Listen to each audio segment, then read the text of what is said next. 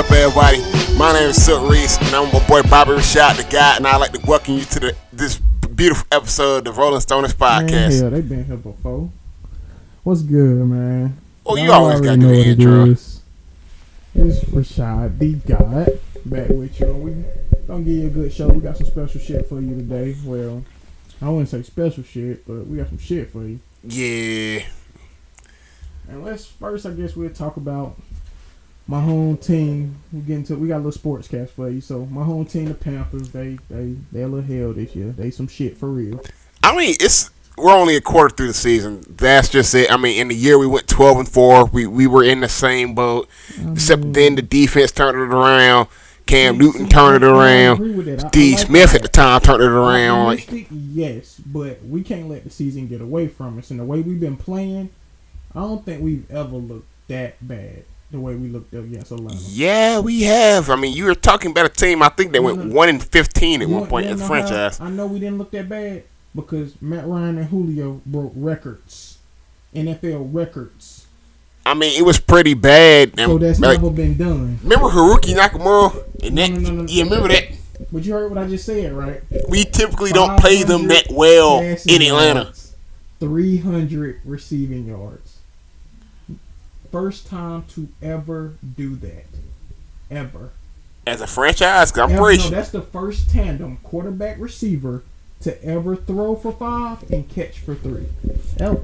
Yeah, that's so sad. Montana and Jerry ain't do it. I mean, you gotta look at it. They also had a running back that had both 1,000 yards receiving and rushing the ball in Roger Craig. So, I mean, there's plenty of reasons why it's like they got that record. I'm just saying, but I hate to admit it. The poor player of the Panthers are actually a good piece of that. But check me out. I gotta admit, I was a little wrong. We should have kept Josh Norman. I tried to give Ron Rivera and Gettleman the fortitude and the props to stick it to him, but yeah, we missed that motherfucker. It ain't his play that changed anything. It's just his attitude. Like we wasn't tackling. Yeah. There's just a certain nastiness that Josh Norman actually brought to the team that I definitely ain't gonna miss. Julio had some big plays, but he also had some plays where he caught a slant, broke the corner tackle, and outran the rest. Yeah. That's what's. I mean, they did trade up in the draft to get Julio Jones. No, that ain't the point. We got to see Julio again. I ain't talking about what they did then. I'm talking about what we're going to do for the rest of the year. What we need to do, we need to make a trade. We need to do something. We need somebody. Honestly, I think we need another pass rushing back more than we need another corner. That's just it. Part of the reason that they just went deep all games because we couldn't get a pass rush. Honestly, if we had a decent pass rush, those deep balls that Julio caught wouldn't have been there because Matt Ryan would be sacked. That's true, but it was some plays, regardless of that Julio was 10 yards away from the corner. Even Austin Hooper scored a touchdown where wasn't a soul near him. A soul. I'm talking about a ghost. That motherfucker wasn't even near him. Yeah, I mean, that's a problem. Yeah, I mean, the defense clearly is bad. That clearly is a problem for the Panthers this year. And honestly, I'm excited though. I know we're gonna turn it around because this is around that time where Gettleman do something extra. When that year that we started the same way and turned it around, he took the old, now retired players out. And we put the young people in. I think now it's time just. We got the young people in. Don't tell me that. We got them in. We legitimately got them in. Okay, well, sometimes you got to do something different. The only trade that is an option. We got assets, man. We don't got money, but we have assets. Do you think we can trade for Jadeveon Clowney? I'm so sorry. I know I bring this up often, but I'm as dope as it would be to get Jadeveon Clowney. I don't think that's gonna happen. That's a pipe dream. Nah. Unless he comes over in free agency. Well, I'm talking about what can we do right now to fix this year. We have so much promise. I mean, I'm up for tanking the season as well, though, because Leonard Fournette is going to be sitting there. But if we had him, it's OVA. It's like when the Cowboys drafted Elliott. It was really good. I'm not all for tanking the season because I think at best we can do pretty decent. That plus how the running back position has been devalued in the NFL. There's a good chance that, well, there's actually a pretty good chance that we can just pretty much play out our regular season and still be in a position to get a Leonard Fournette. Because he's probably going to be honestly, he's probably going to be a top 10 pick, but even at that point, we could even potentially trade up for him. That plus, who knows, if he gets hurt, he can slide down. Like, let's not get into don't do that now. Let's not get into the fact, though. Let's not tank a season. That plus running back is somewhat a dime a dozen. Tank the season, because you know how hard it would be to tank the season in our division? The Falcons ain't going to keep that shit up. Not to mention... They didn't last year. They crashed and burned. Over the course of a season, people get hurt. Yeah. Honestly, remember that... Tell you, Julio go down. Oh, no. Remember that year Julio did get hurt for the entire season? Yeah, it was only 31 teams in the league then. Oh, yeah, the Falcons pretty much crashed and burned. Like, oh, my God. There were 31 damn teams in the league. Yeah. Them niggas disappeared. So, yeah, it's a long season. I understand that. I'm just saying, the way we looked. Oh, no, we look horrible. Everybody going to beat us. Oh, no, we look horrible. Remember, we barely beat the 49ers. I know we look horrible, and our schedule does not get easier. Cause next week we got the Bucks. Winnable game. Oh, after that, we got the Saints. Winnable game. We should have Cam Newton back by then. If not, I'm still confident in DA. Okay, Panthers fans, don't kill me. But Cam Newton getting a concussion, it was the best thing that could have happened to us for this season, right? Oh, now, then week 7, we have a bye. That was the best thing. Then week 8, we play the Cardinals. Don't get me wrong. Cam, my boy.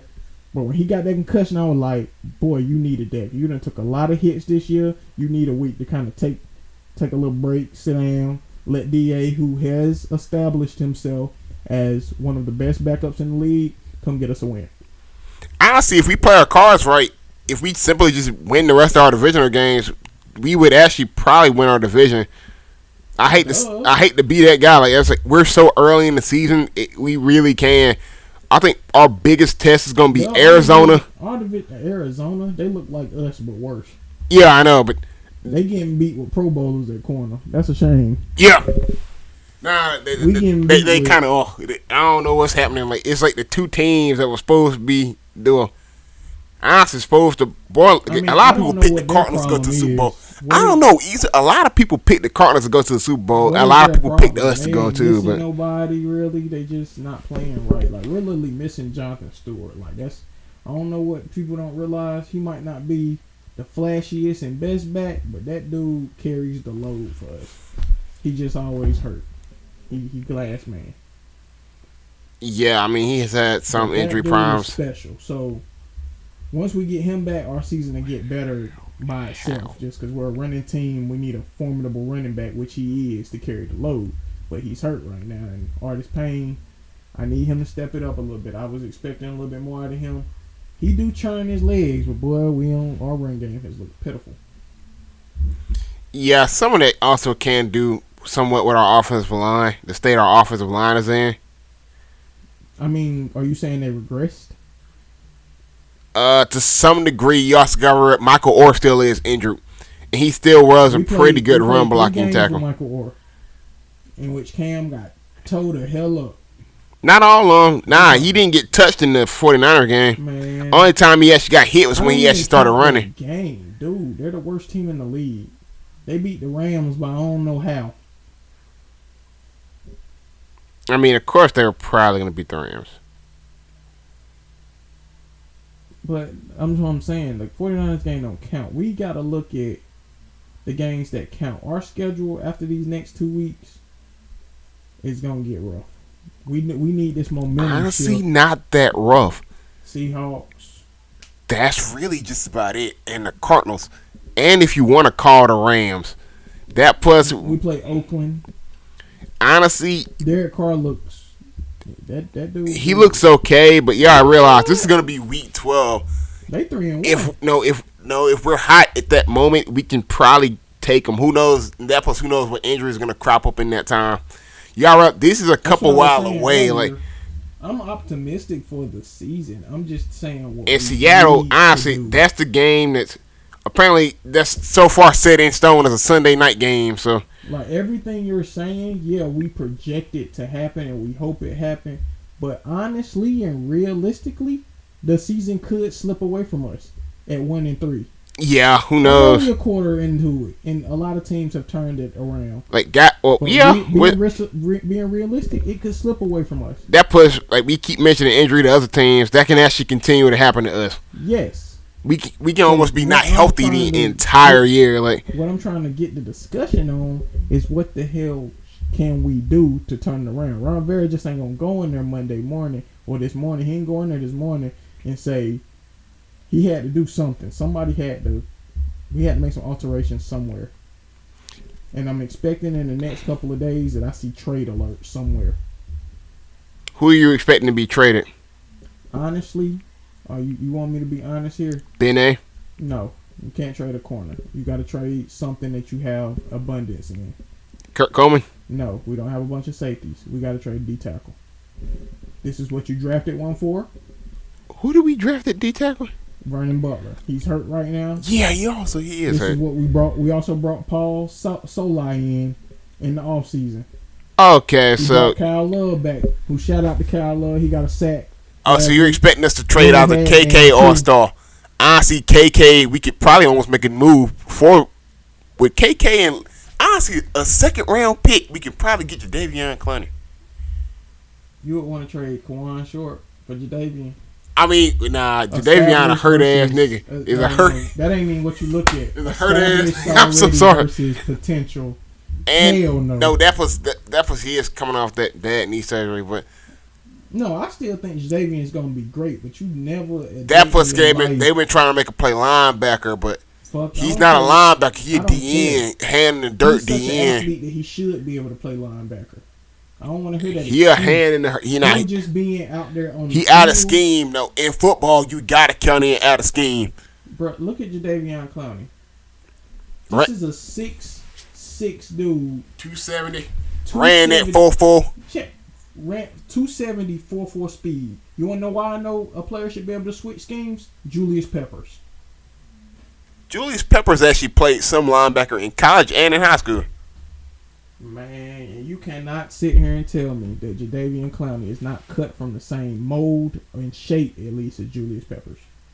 He might not be. He might not be. Mentally, he might not. His body might not hold up like Julius Peppers because it's looking like it ain't. But yeah, I was so sure Julius had been retired or hurt up by now. 270, that ain't the same looking mother lover that the Panthers had a few years ago. Yeah, to some degree he kind of is, but you clearly see he has lost somewhat of a step, but that was going to happen with age anyway. By the time he left us, he was already in his 30s. And that's not I'm not just sitting here trying to switch it to Julius Peppers. What I'm trying to say is you just don't, in general, trade. Jadeveon ain't showed me nothing, honestly. I see. No, You saying just put him in 4-3 and magic gonna happen? No, to some degree, yeah. Honestly, we honestly probably wouldn't have to trade much to get him at this point. That's what I'm saying. Right now, he's a buy low. His stock will rise. Like, it's not even a feeling. Something's telling me his stock will rise. You telling me we should trade Kawan Short, Pro Bowler Kawan Short? Either that or Star. Oh, now we talking. That's business right there. That's how that works. Or even potentially Vernon, because they don't want Vernon. You got to trade something established. Yeah, you don't want. Especially since they already had potential. Honestly, we can almost trade Charles Johnson. Now I think about it, like, well, that would be great. Look at it. J.J. Watt is hurt. Honestly, though, I don't want to trade Charles Johnson just because he's shown that loyalty in the offseason. You don't. Steve Smith showed the same loyalty, and we gave him the middle finger. I don't think so. Steve Smith showed the same loyalty, and we gave this nigga the finger. Also, was something else to the team. Much as I love Steve Smith, he was the heart and soul of the Panthers for a while. At some point, I don't want to say that when every fan pretty much considers him the greatest Panther. And that's my favorite player of all time. We consider him the greatest Panther. That's my favorite player of all time. But for us to give the team to Cam Newton, it took getting rid of Steve Smith. Charles Johnson don't mind Luke Kuechly being the leader of the defense. He don't mind. I don't think Charles Johnson was ever the leader. He was always the captain, but I don't think he was ever the leader. Maybe that 1 year after Peppers left. Maybe. Nah, he wasn't the leader then. Exactly. Steve Smith was he wasn't actually a captain level. Like, he a captain, But Steve Smith was the heart. We literally ran our game plan through Steve Smith. Yep. And there were games he pulled through, boy. That ain't what we got to do with Cam Newton. Even when we had Cam Newton, there were still games ran through Steve Smith. Exactly. Even with Cam Newton, there's still more if he ran through Steve Smith. You see, when Steve Smith left, we went 15-1, and Cam Newton dispersed the ball evenly, and it was the season after we immediately got rid of him, we went 7-8-1. We still won a playoff game though. Ironically, we also beat the Cardinals. Honestly, we beat them 2 years in a row in the playoffs. I don't care. We were better without Steve Smith, obviously. As much as I would love to have that dude back and everything, I see what Ron Rivera was doing. You want Cam Newton to be the heart and soul of the team. I think Gettleman did that a little bit more than Ron Rivera did. I'm not sure how much personnel decisions Ron Rivera actually gets a chance to make. That's one thing I'm definitely going to say. I'm not really that sure about the personnel decisions that Ron Rivera makes on the team. But thing is, Gettleman still has been making some good decisions. People are immediately going to call the Josh Norman thing into question. That's the only thing I disagree with the Josh Norman. That Gettleman especially after the game we saw. Especially after the game we saw week 3. The only reason I disagree with the Josh Norman thing is because we didn't get nothing in return. Yeah, that's so kind of bad about that. We got nothing in return. If you're going to treat Josh Norman like bait, at least catch something. Yeah, honestly. If you're going to do that, catch something, man. At least, if you're going to throw him out there, sign him back, trade him, get a star corner for him. Yeah, and honestly, there was actually some news from the Norman camp. He was actually about to take the $10 million a year. I know. He was actually about to take the least money. He was about to take our max offer, and we just kind of threw him away. Josh Norman.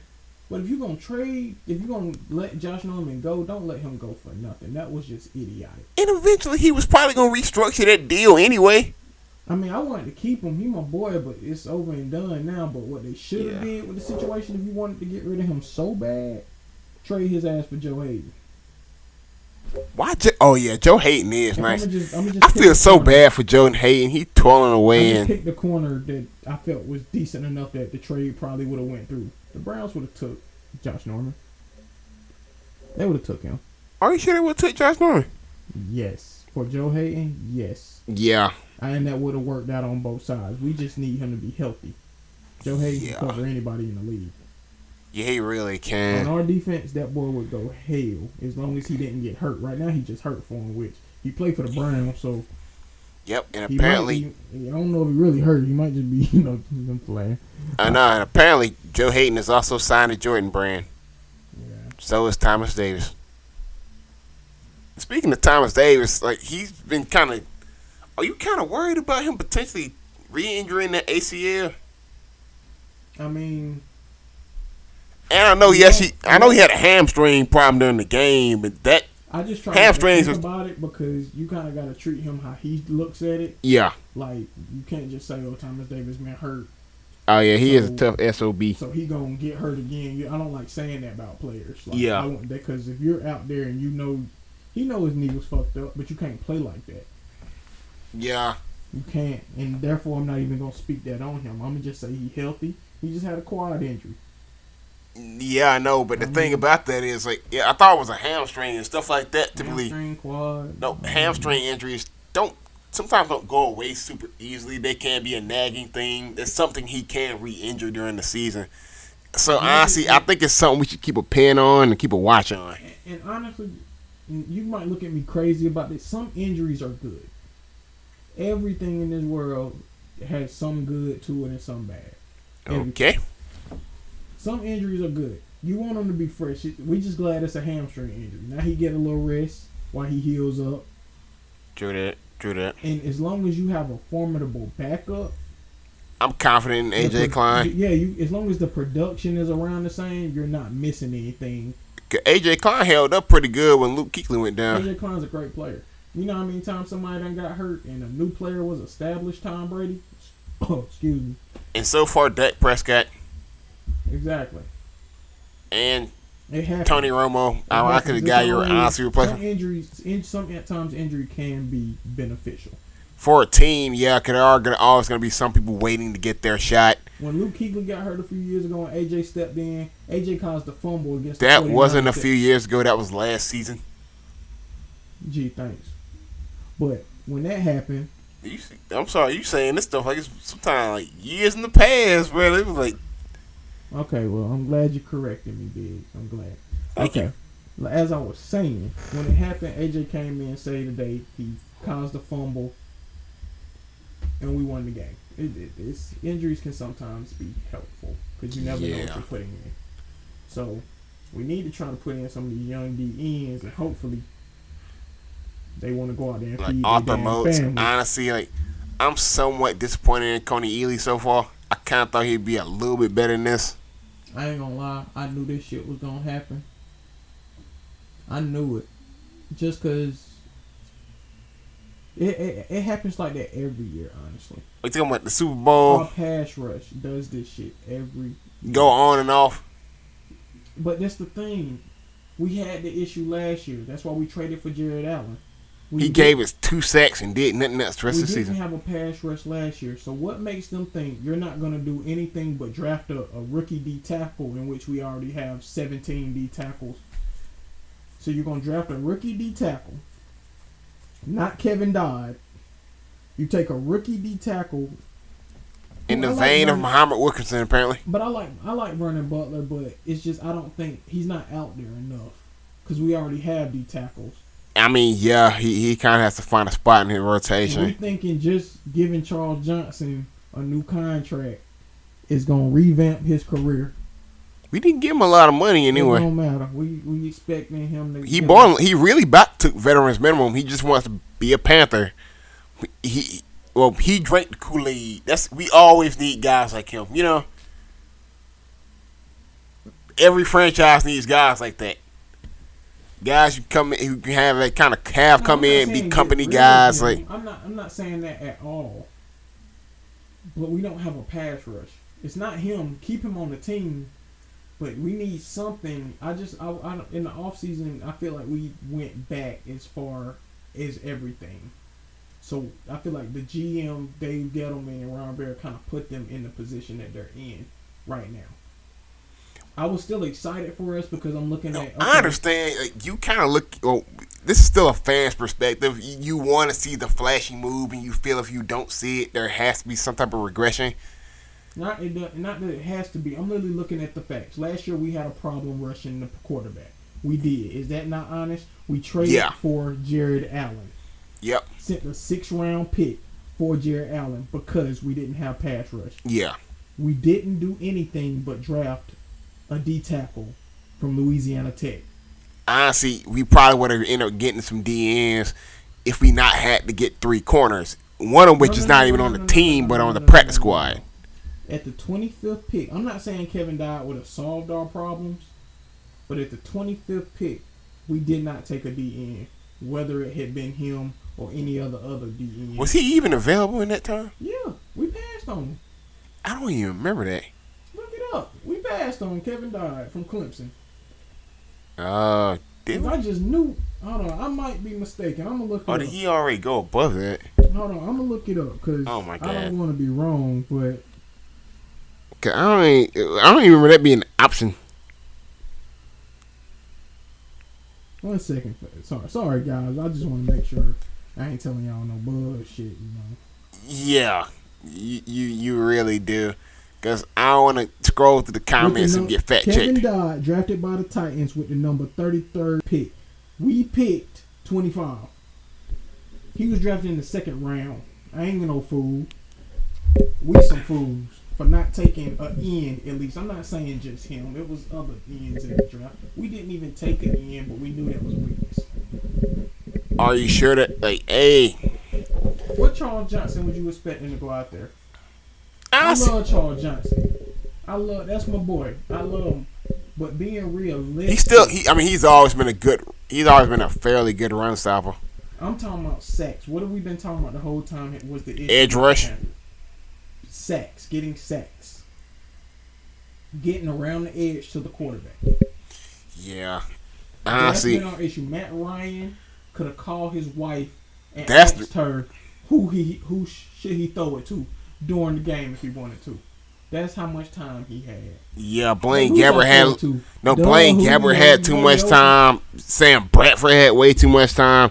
We have no pass rush. Have too much time. That's just kind of that's really the primary issue of this team. Like our pass rush, a lack of pass rush truly hurts the defense. What it was, honestly, Bradbury and them ain't. I mean, yeah, Julio was still open in 3 seconds, so a pass rush might not do so much, but some plays.